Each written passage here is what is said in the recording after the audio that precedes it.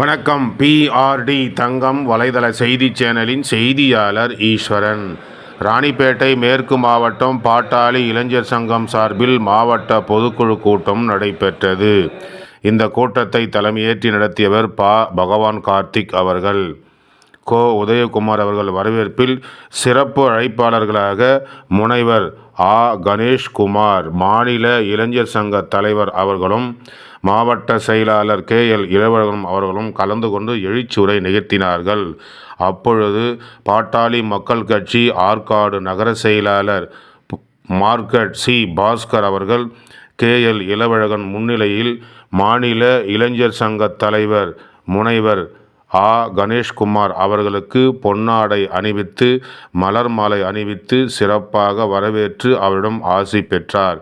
இதில் பாட்டாளி இளைஞர் சங்கத்தில் உள்ள அனைவரும் கலந்து கொண்டு மாவட்ட பொதுக்குழு கூட்டத்தை சிறப்பித்தார்கள்.